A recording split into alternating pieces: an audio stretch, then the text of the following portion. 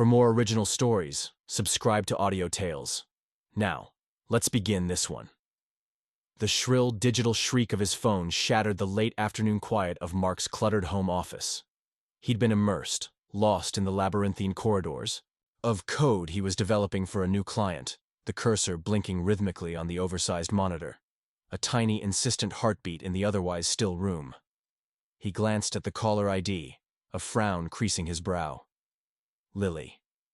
His 16-year-old daughter. She knew he was on a tight deadline. This had better be important. He swiped to answer, a mildly irritated, "Hey Lils, what's up? Kind of in the zone here," already forming on his lips. It never got that far. "Dad. Oh my God, Dad, you have to come home, now. Please, hurry." Lily's voice was a raw, ragged torrent of panic, words tumbling over each other, laced with a terror so profound it bypassed Mark's ears and punched straight into his gut. The irritation vanished, replaced by a cold, coiling dread. "Lily? Lily, what's wrong? Slow down, honey, what's happening?" His own voice was sharper now, tinged with the adrenaline already beginning to flood his system. The cursor on the screen continued its steady blink, oblivious to the sudden chaos erupting in Mark's world. I can't explain. Just, there's someone. I think someone's in the house. I heard noises. Please, Dad, just come home. Run. Please." Each word was punctuated by a choked sob, the sound of her desperate breathing sawing in his ear. Okay. I'm coming. I'm leaving right now. Are you hiding? Are you safe?" Mark was already on his feet, his chair scraping violently against the hardwood floor. His mind raced, a chaotic slideshow of worst-case scenarios. Burglary? Home invasion?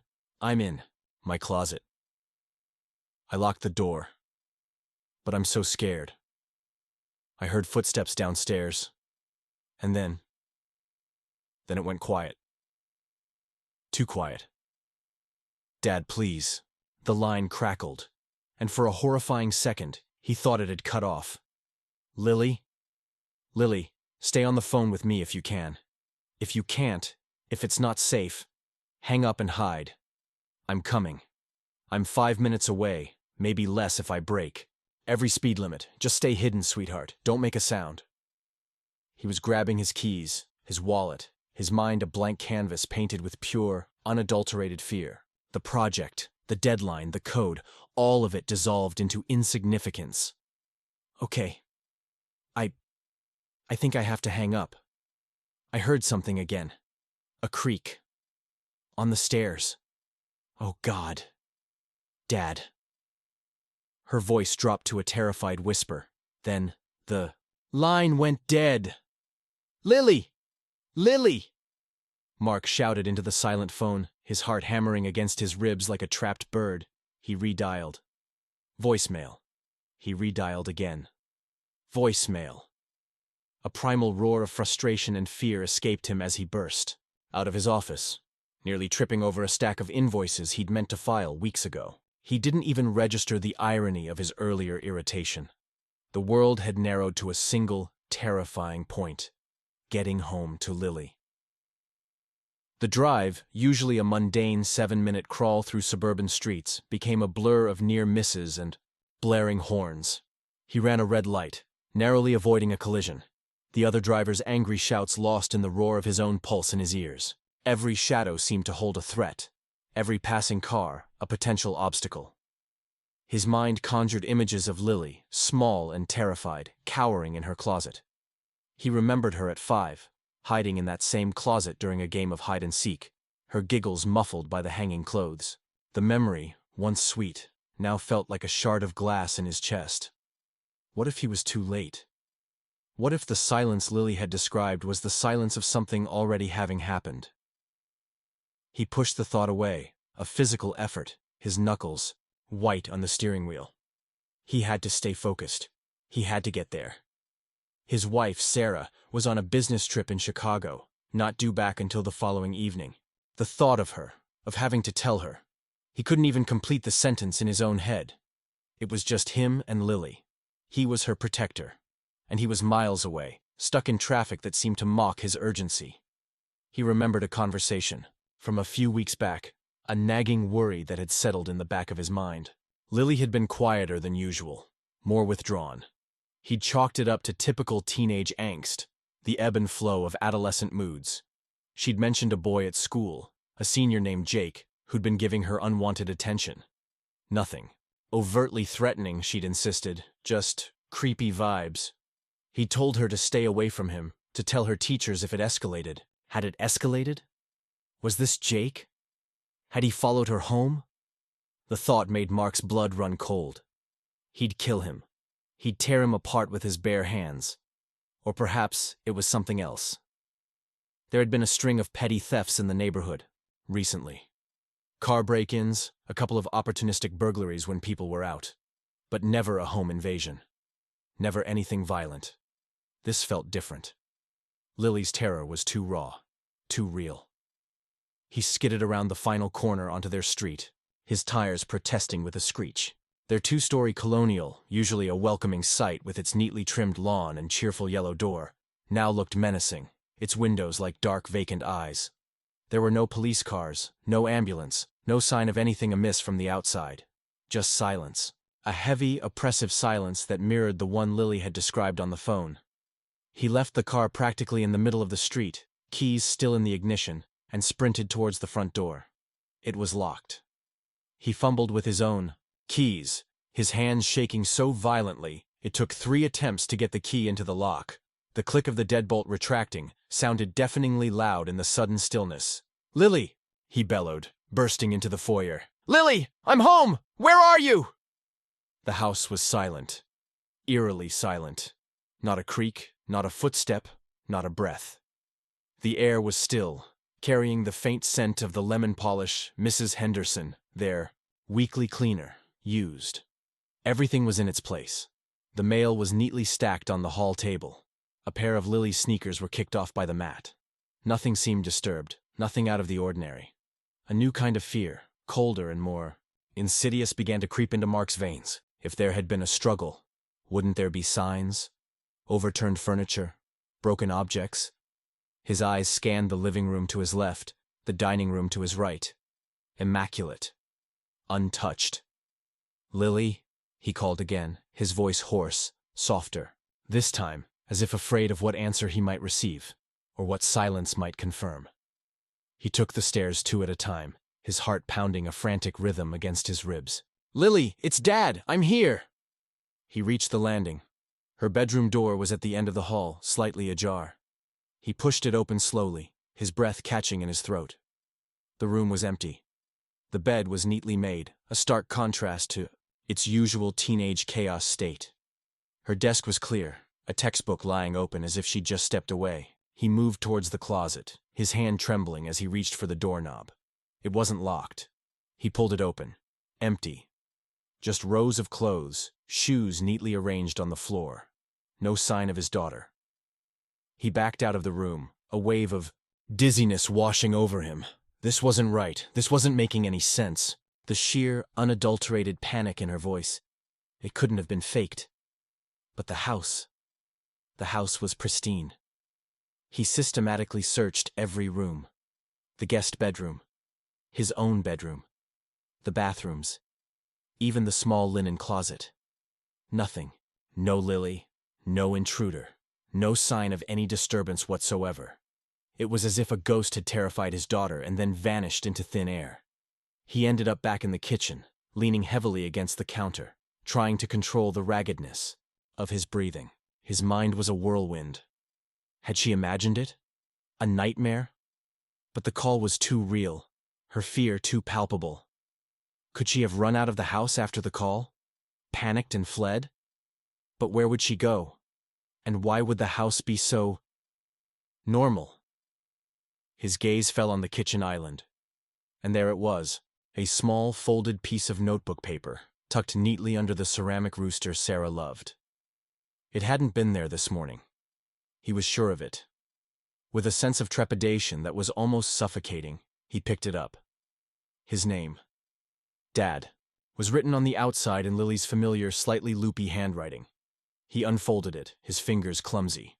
The note was short, cryptic. Dad, I had to make you listen. I'm sorry. Look on my phone. The recording. You need to understand. Don't hate me. L. Make him listen? The recording? His confusion deepened, morphing into a strange unease that settled heavily in his stomach. He didn't understand. What did she mean, make him listen? What was he supposed to understand? Her phone. He hadn't seen it. He raced back upstairs to her room, his earlier frantic search now replaced with a more focused urgency. He scanned. Her desk, her nightstand. He looked under the bed, pulled back the duvet. Nothing. Then he saw it, almost hidden, peeking out from under a pile of plush toys on her window seat. Her pink-cased smartphone. He snatched it up. The screen was dark. He pressed the power button. It lit up, showing her lock screen. A picture of her and Sarah, laughing, taken on their beach vacation last summer. He swiped, but it was passcode protected. Of course. He tried her birthday. No luck. He tried their old house number. Nothing. His mind raced. What was her passcode? He'd never needed to know it. He felt a fresh wave of frustration. He was so close to something, an explanation, an answer. He remembered something Lily had said jokingly a few months ago when he'd forgotten his own banking password.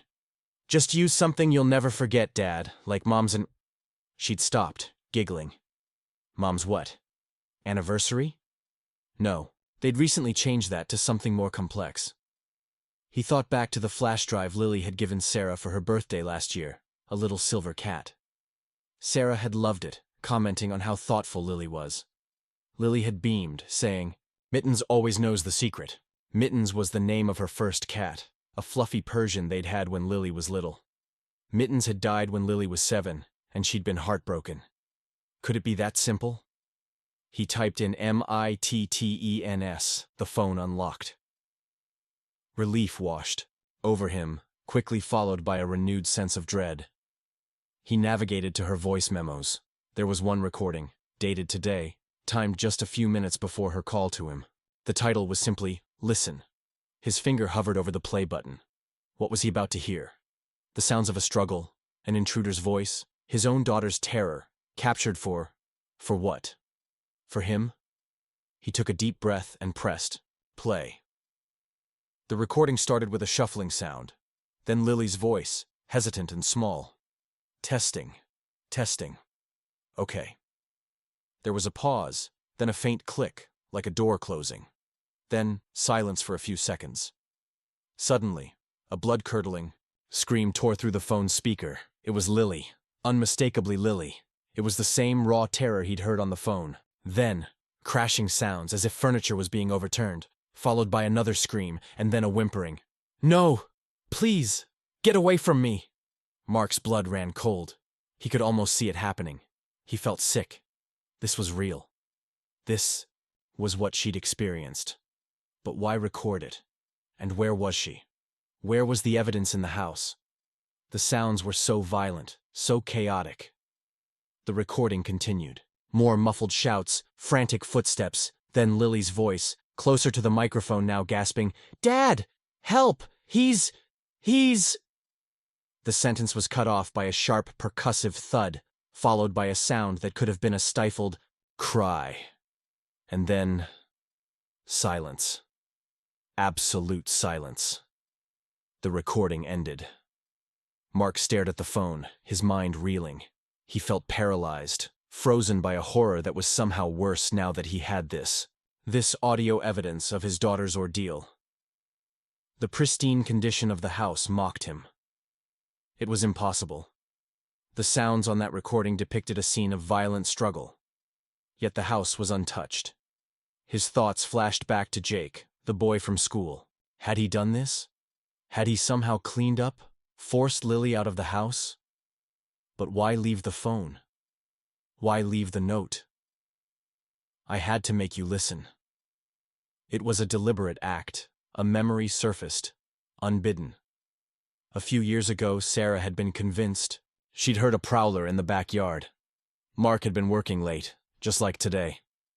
He'd rushed home, his heart in his throat, only to find a large raccoon had knocked over some gardening tools. Sarah had been embarrassed, apologetic. He'd been relieved, but also a little exasperated by her overactive imagination. He'd even teased her about it later. Was this Lily's way of ensuring he took her seriously? By creating undeniable, terrifying proof? But it still didn't explain the state of the house, or Lily's disappearance. He listened to the recording again, and then a third time. His analytical mind, the one that deciphered complex code, began to pick up on tiny inconsistencies. The screams, while terrifying, had a certain theatricality to them. The crashing sounds, were they a little too perfectly timed? The final thud. It sounded more like a book dropped on a carpeted floor than a body falling or a weapon striking. He was a father, terrified for his daughter, but he was also a problem solver, and this problem had too many conflicting variables. He thought about Lily. She was imaginative, creative, she loved drama club at school, she'd written a few short stories that had surprised him with their intensity and clever twists. She had a flair for the dramatic, though usually in a humorous, eye-rolling teenage way. I had to make you listen. Could it be? Could this entire thing be a performance? A desperate, misguided attempt to get his attention? The thought was monstrous, almost a betrayal of the pure terror he felt. But the immaculate house, the cryptic note, the slightly off nature of the recording. He scrolled through her phone's gallery, looking for anything. Pictures of friends, selfies, screenshots of memes. Then, in a folder titled Projects, he found a series of short video clips. Most were silly, her lips syncing to songs or trying out filters with her friends. But one, dated 2 days ago, caught his eye. It was a shot of her bedroom, but from an odd angle, as if the phone was propped up on her desk. She walked into frame, looked around, then picked up a stack of textbooks and dropped them heavily onto her carpeted floor. Thud. The sound was identical to the one on the voice memo. His heart sank. He found another clip. Lily, her face contorted in an expression of exaggerated fear, practicing a scream. It wasn't quite as raw as the one on the recording, but it was close. She was practicing. He felt a wave of something cold and heavy wash over him. It wasn't relief, not yet. It was a dawning, sickening understanding. He scrolled further, looking at her recent calls. Her call to him. Before that, nothing. No calls to the police, no calls to friends asking for help. He went back to the voice memo. He listened intently to the silence after the final thud. He hadn't noticed it before, his own panic drowning it out. But now, listening with this new, horrifying suspicion, he could hear it. Faint, almost imperceptible. Lily's breathing, steady, unlabored. And then, the tiniest rustle of fabric, the kind of sound someone might make when shifting position after holding still for a long time. The paralysis he'd felt earlier, the one born of fear for her safety, was now replaced by a different kind of paralysis, a stunned, bewildered immobility that came from the crushing weight of realization. This entire nightmare, her terrified call, the implication of an intruder, his frantic drive, the agonizing search, it had all been a fabrication. A meticulously crafted, terrifyingly convincing charade. But why? Why would Lily do something so extreme, so cruel? You need to understand, the note had said. Understand what? His mind raced back over the past few months. Sarah's demanding new project had her traveling frequently, often for a week or more at a time. He himself had been buried in work, chasing a promotion, trying to secure a lucrative long-term contract. They'd had dinners together, sure, family weekends. But how much had he really seen Lily? How much had he really listened? He remembered her mentioning her upcoming final exams, the pressure she was under. He'd given her a perfunctory, "You'll do great, honey, you always do." He recalled her trying to talk to him about something with her friendship group. Some drama he'd barely registered, nodding along while his mind was still debugging code.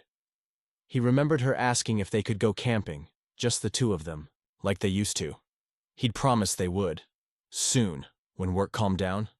But soon never seemed to arrive. The Jake story. He'd been so quick to believe it, to jump to the conclusion of an external threat, because that was easier, wasn't it? Easier than confronting the possibility that the problem lay closer to home, within their family, within him.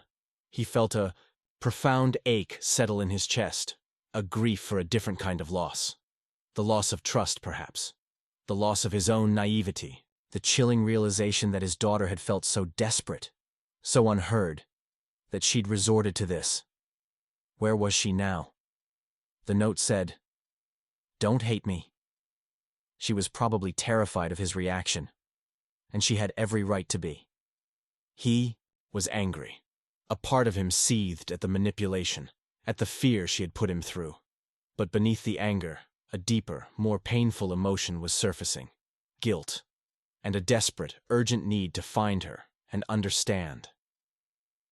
He sat on the edge of her bed, the phone still in his hand, the weight of it all pressing down on him. He looked around her room, really looked this time. The posters of bands he didn't recognize, the shelf groaning with fantasy novels, the little clay figures she sculpted. It was a room full of a person he was suddenly realizing he didn't know as well as he thought. He thought about the precision of her plan, the timing of the call, the convincing performance, the note, the recording. She'd engineered it all to make him drop everything, to come running, to finally, truly, pay attention. And it had worked. He was here. He was listening. He had to find her. She wouldn't have gone far. She'd want to see his reaction, to know if her desperate gamble had paid off. He stood up, his legs feeling unsteady. He walked out of her room and back down the stairs, his earlier frenzy replaced by a heavy weariness. He checked the backyard first. The shed was locked. The patio was empty. He walked around the side of the house, his gaze scanning the bushes, the trees at the edge of their property. Nothing. He came back inside, his hope dwindling. Maybe she'd gone to a friend's house. Maybe she'd just run. Then he heard it. A tiny sound, a sniffle, coming from the coat closet under the stairs. A place so obvious, so mundane. He hadn't even considered it in his initial panicked search. It was where they kept old shoes, umbrellas, the vacuum cleaner. He approached the door slowly, his heart a strange mix of apprehension and a fragile, burgeoning hope. He pulled it open. There, huddled in the back, amidst a tangle of forgotten coats and dusty boots, was Lily. Her knees were pulled up to her chest, her face buried in her arms. Her shoulders were shaking. She wasn't the terrified victim of a home invasion. She was a small, scared girl who had played a dangerous game and was now facing the consequences. She looked up as the light from the hallway spilled into the cramped space. Her eyes were red-rimmed, her face streaked with tears. She looked impossibly young, impossibly vulnerable. The carefully constructed terror of her earlier performance was gone, replaced by a genuine, heart-wrenching fear. Fear of him. For a long moment, neither of them spoke. The silence stretched, thick with unspoken accusations, with pain, with a chasm that had opened up between them. Mark felt a storm of emotions. Anger, yes, but also a profound sadness, a deep, aching pity, and an overwhelming surge of love that surprised him with its intensity. He sank to his knees in front of the closet, bringing himself down to her level. He didn't shout, he didn't accuse, he just looked at her, his own eyes probably reflecting the exhaustion and confusion he felt. "Lily," he said, his voice quiet, raw. "Why?" Fresh tears welled in her eyes, spilling down her cheeks. I didn't know what else to do," she whispered, her voice choked. "You're always so busy. Mom's always gone. I needed you to see me, to hear me. I'm failing, Dad. School, everything. I can't do it, and nobody notices." Her words hit him harder than any fictitious intruder could have. Failing? His bright, capable Lily? Nobody notices? He was a ghost in his own home, a peripheral figure in his daughter's life, so wrapped up in his own pressures that he'd missed the silent screams right beside him. The intricate charade, the faked terror. It wasn't about a monster in the house. It was about the monsters she was battling inside her own head, alone. The paralysis he'd felt when he first saw the intact house, then again when he'd realized the truth of the recording. It was nothing compared to the immobilizing weight of this new understanding. He had been so focused on protecting her from external threats that he had failed to see the internal ones, the ones that were truly pulling her under. He reached out slowly, hesitantly, and placed a hand on her shoulder.